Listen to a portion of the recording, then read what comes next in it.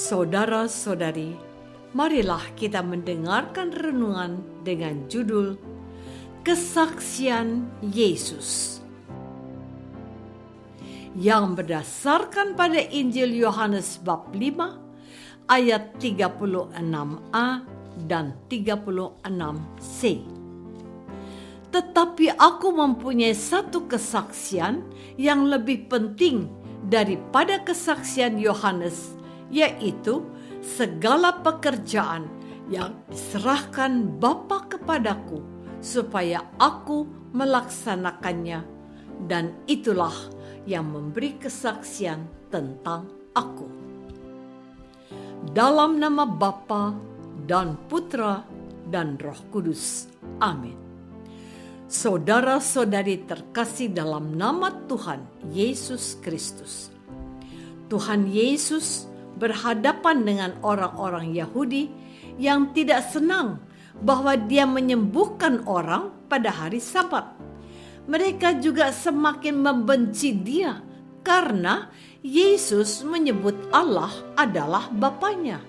Singkat kata, mereka ini tidak mau menerima dan tidak mau percaya akan apa yang telah difirmankannya.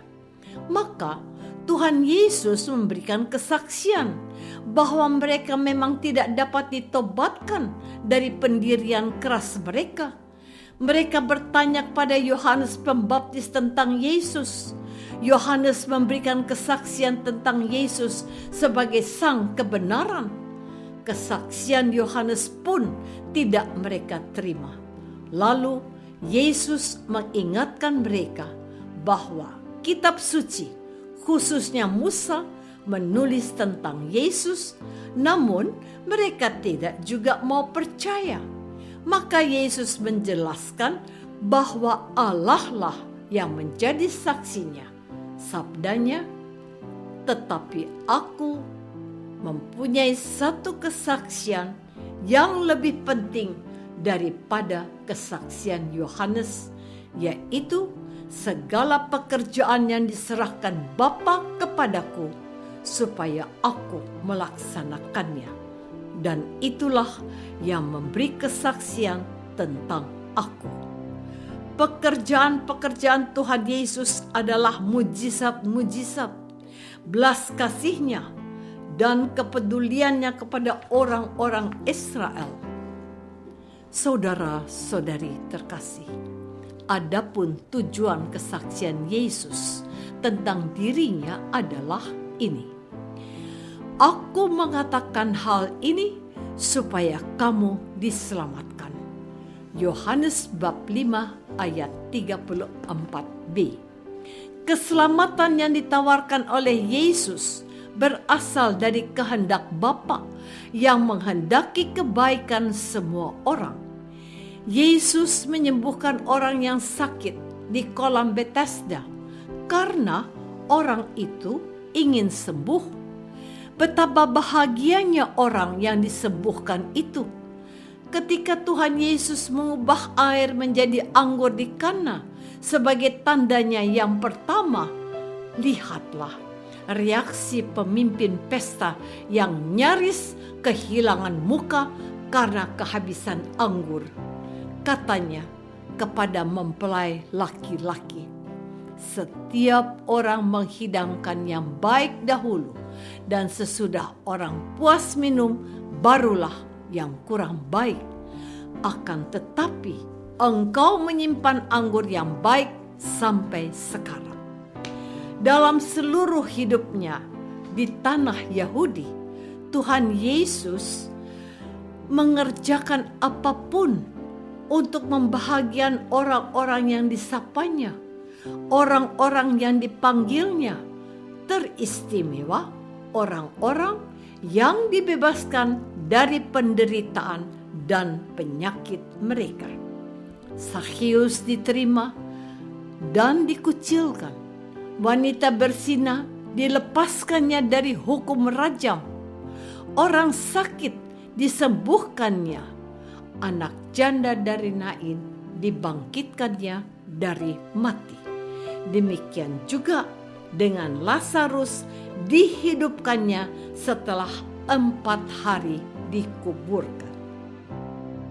Saudara-saudari terkasih, masih banyak lagi pekerjaan-pekerjaan yang menyelamatkan yang dikerjakan oleh Tuhan Yesus semasa hidupnya.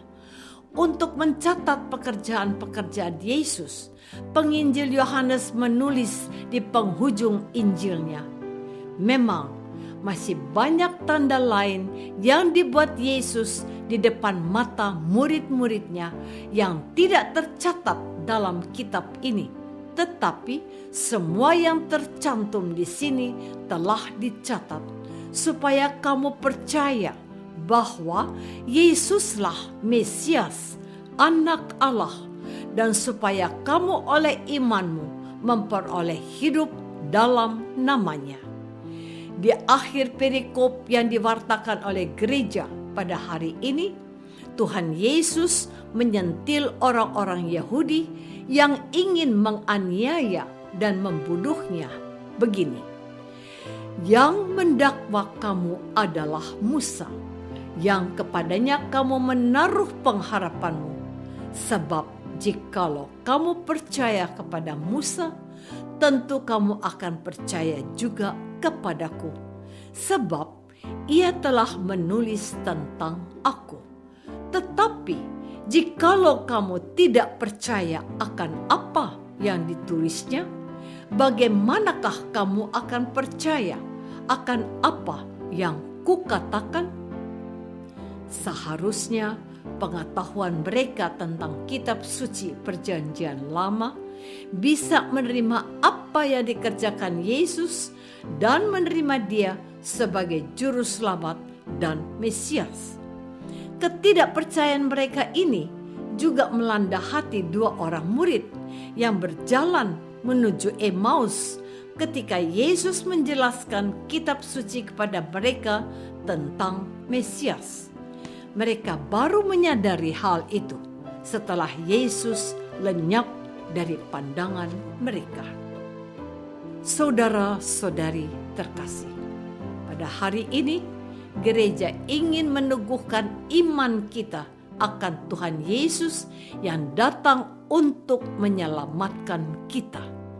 Tuhan Yesus menghendaki kita menerima Dia dan percaya hanya kepadanya.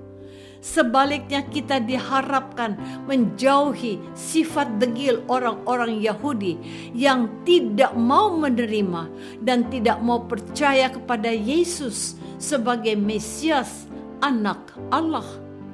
Percaya kepada Tuhan Yesus sebagai juru selamat adalah pintu keselamatan bagi setiap orang Kristen, Anda dan saya.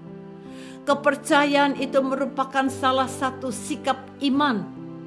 Setiap orang Kristen, berkat sikap itu, kita menghadapi masa depan yang tidak pasti dengan keteguhan karena mengandalkan Allah, batu karang yang kokoh, serta mengandalkan tindakan definitif Allah yang melalui Yesus yang telah mengalahkan maut.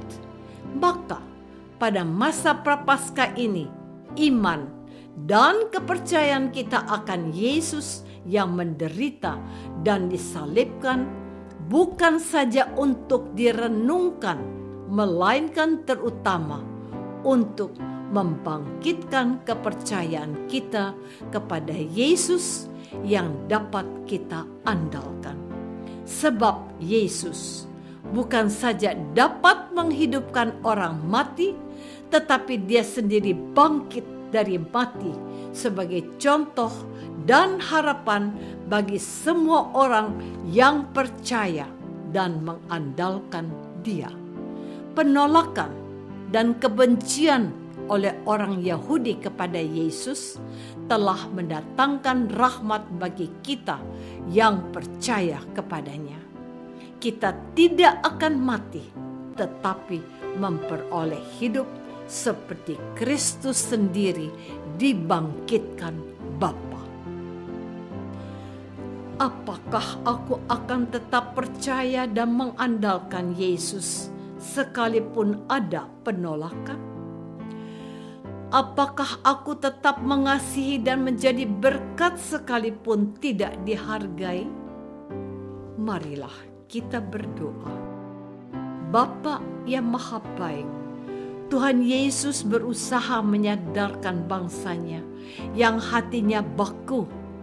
Semoga kamu percaya pada kesaksiannya dan mengandalkan dia dalam hidup kami setiap hari.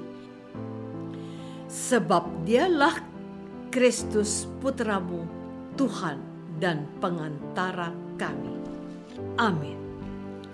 Semoga kita semua selalu dinaungi dan dibimbing oleh berkat Allah yang Maha Kuasa, Bapa dan Putra dan Roh Kudus. Amin.